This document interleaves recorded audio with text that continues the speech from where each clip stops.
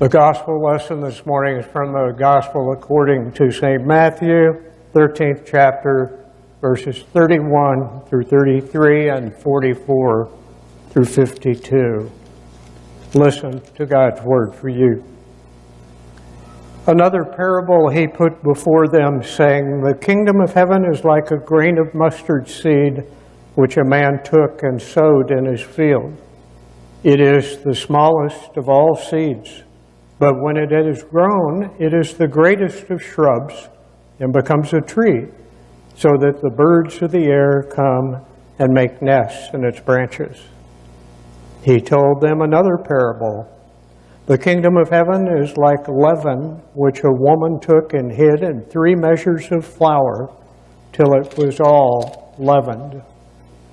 The kingdom of heaven is like treasure hidden in a field, which a man found and covered up.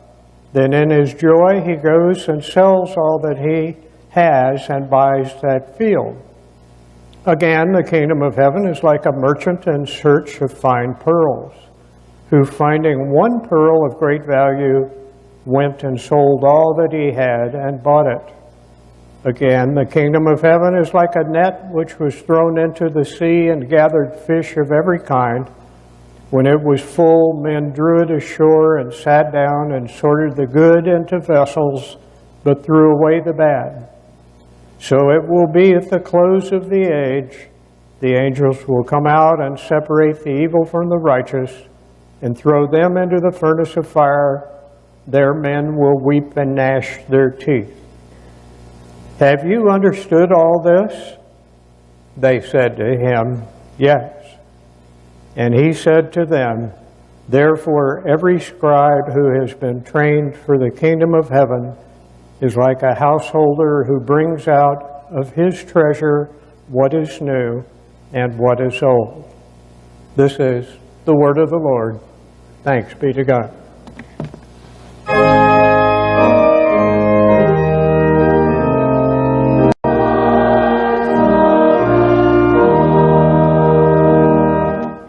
Please be seated. Again, it's an honor to be in the pulpit. You know, we've just had 2 texts that I've read, one from Paul to the Romans and the other from Matthew.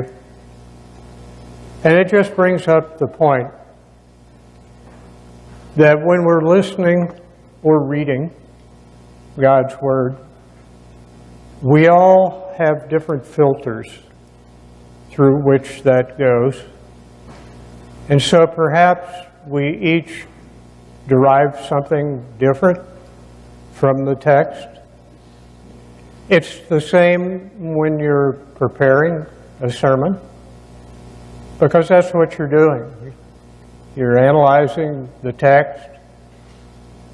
There are research methods you can use and things of that sort to see what other people have written over the ages. But more than that, it's a matter of just taking that text and having it filter through you and your own life experiences and your own relationship with God and your own faith journey. You could put 12 people in the same room, have them listen to a text, be it a gospel text or other, and it might strike each of them as having different meaning. And I think it's meant to be that way. I think that anybody that claims there is one particular meaning to a text is fooling themselves. I think God intends for each of us to react to these texts differently. So I have chosen to speak about the text written by St. Paul. The date is September 1st, 1966. The place is South Vietnam. A young pretty little Vietnamese village girl wearing a little conical hat is leading a procession of villagers fleeing an area that's being contested in the Vietnam War between the American troops and the North Vietnamese. An infantry paratrooper sergeant who commands a scout squad is watching the little girl through binoculars. And he sees the explosion before he hears it. That's the way explosions work. As she's blown high in the air in her conical hat, fluttering up above the cloud of dust and gray smoke. She comes back down. She has limbs torn from her body. A medic goes to see if they can assist, and she's gone. Not long after that, the sergeant gets orders to withdraw from the area, leading his squad past an abandoned village. And his squad of 10 men is ambushed by a much larger enemy force, which had been hiding in a tunnel system underneath the village. Heavy machine gun fire strafed the squad. The sergeant shot. His radio operator, who's right next to him, is shot 3 times and killed. He has other men shot in the head, the stomach, etc. They're surrounded. 13 years later, the sergeant goes and finds his radio operator's grave in New Hampshire. His radio operator, Jay Hurd, was all of 19 years old when he was killed. The former sergeant makes contact with Jay's family. His mother breaks down, is still totally devastated, not only by the loss of her eldest son, but by the lack of support in this country for them as family members of someone who was killed in that war. It all just seems like it's not fair. At another time, years later, in San Antonio, it's late December, near Christmas, and a young mother and her 3 stair-step little boys, the oldest one about 7 or 8, sit in their family room near the decorated Christmas tree, watching her husband and their father die of late-stage melanoma cancer. He dies there on the couch, right by the Christmas tree, with all the unopened packages underneath. It just doesn't seem fair. A young single mother is brought into the trauma room at Brooke Army Medical Center around lunchtime. The surgeons literally run with her stretcher from the trauma room to the operating room. She had been on her lunch break from work and was driving to a pharmacy to fill a prescription for her young, sick child who was being cared for at home by her mom.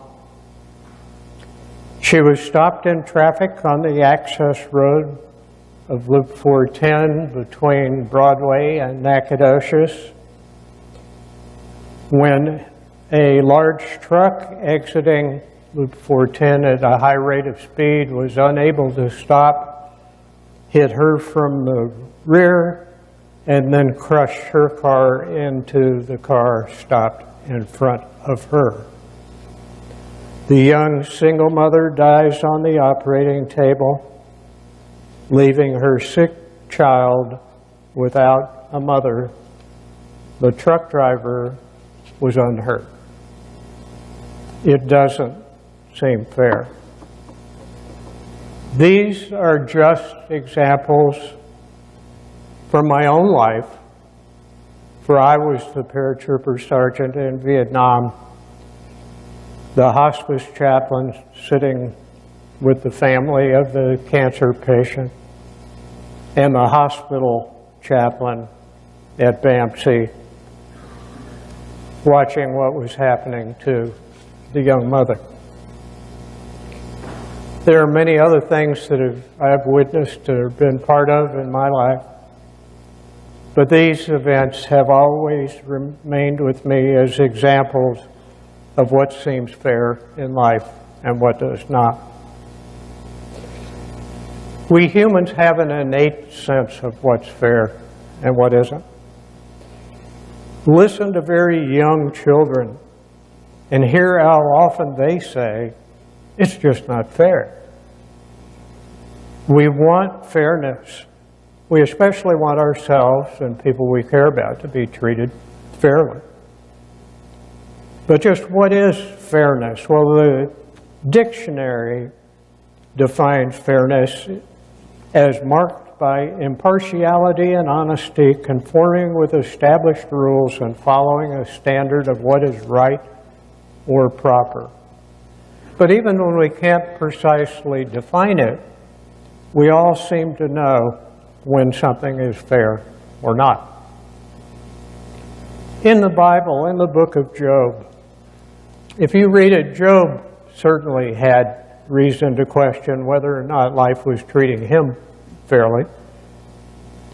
We learn that he was a pious man and very much devoted to his family. He was wealthy, he had few worldly cares, and then he's faced, through no fault of his own, with a sudden catastrophe in which he loses everything: his children, his wealth, and his health. So we read after that occurrence the exhortations of his friends, who each try to explain the why of this unfairness that he's suffering. His friends, or at least some of them, are filled with platitudes and criticism. Job himself cannot understand the reasons for his plight. Job turns to God, and God speaks to Job directly.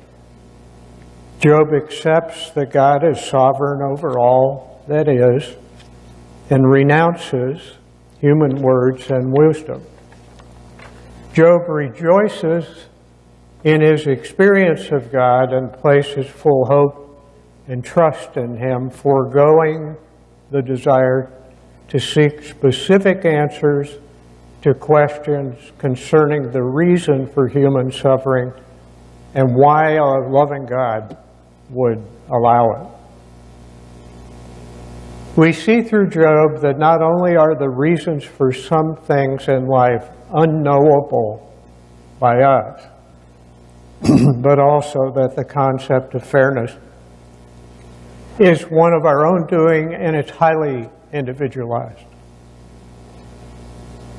We can, you and I, be reassured that God loves and cares about each of us and is present with us in our suffering. Jesus, if you'll remember, upon the death of his friend Lazarus, was deeply moved, and Jesus Christ wept. He wept even knowing that he would afterwards raise Lazarus from the dead. That passage from the Gospel of John illustrates well that God is not only present with us in our suffering, but also truly understands the depth of our feeling. God weeps with us. He suffers with us. He wants to comfort us. He's not a distant, uninvolved God, and He understands when we cry out that it's just not fair. The Apostle Paul knew a lot about suffering. He knew physical pain and the pain of being rejected and imprisoned. Yet, as you heard his words today, he wrote that he considered the sufferings of this present time to be not important compared to, in his words, the glory about to be revealed to us. And most importantly, that he wrote, "For I am sure that none of the obstacles," my words, "that occur in this life can separate us from the love of God in Jesus Christ." And Christ's self, physically suffered on the cross for you and for me. He knows and cares about our pain. If this is so, if God is so loving and caring and understands us so well, then some might say, well, then why doesn't God do something about all the problems we have in this world? All the unfairness, all the suffering and tragedy. So there's a story about a man caught up in despair over fairness who yelled to God saying, "Why don't you do something about this?" And God calmly replied to him, "I did. I made you." Therein lies our responsibility, yours and mine, for life's fairness or unfairness. We can't live life taking credit for all that goes well and then railing against God and others when things don't go well. We, you and I, must learn to accept that human existence is never free and has never been free of suffering. It's an elemental part of life. Much of it has to do with mistakes that one human makes toward another. But even though it's an elemental part of life, it is one that you and I can mitigate by our actions. For example, we can complain to God about God allowing starvation, or we can do something about feeding the poor. The same holds true for poverty, abuse, slavery, and the whole host of the ills of this world. Christianity is meant to be an active faith, not a passive faith. It's a faith where we are to worship God by caring for others in His name. The next time you or I say, it's just not fair, instead of asking, where is God, we each need to ask, where are we? Ask for God's help in confronting unfairness.